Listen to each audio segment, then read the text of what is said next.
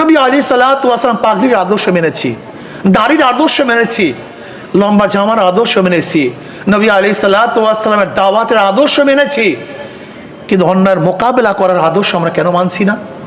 অন্যায়ের প্রতিবাদ করার আদর্শ কেন মানছি না? হক কথা বলার কথার আদর্শ কেন মানছি না? নবী আলাইহিস সালাম দাম দান শহীদ করার আদর্শ আমরা কেন মানবো না? নবী আলাইহিস সালাম রক্ত ঝরাবার আদর্শ কেন মানবো না? কারণটা কি? আমরা নবী আলাইহিস সালাম রক্ত ঝরাবার ঘটনা বর্ণনা করে কত কাদা কেটেছি, কিন্তু আমাদের শরীর থেকে জীবনে একটা ফোঁটা রক্ত ঝরাই নেই। নবী আলাইহিস সালামের ঘাম ঝরানোর কথা কত বয়ান করেছি, কিন্তু আমার শরীর থেকে এক ফোঁটা ঘামও আমি ঝরাই নেই। নবী আলাইহিস সালাম তলোয়ারের বয়ান কত করেছি, কিন্তু আমার হাতের মধ্যে কোনোদিন অন্যায়ের মোকাবেলার জন্য একটা লাঠিও ওঠে নাই।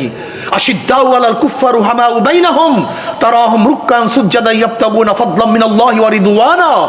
নবীর চরিত্রের কথা কোরআনে অনেক বর্ণনা করেছি, কিন্তু যখনই আমি বাতিলের মোকাবেলা যাই, বিড়াল হয়ে যাই, তখন আর বাঘ হতে পারি না।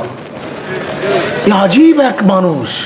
আমরা স্টেজে বয়ান করি নবীর আদর্শ নিয়ে, কিন্তু আমার মধ্যে নবীর আদর্শ বলতে কিছুই থাকে না। এটা দিন না।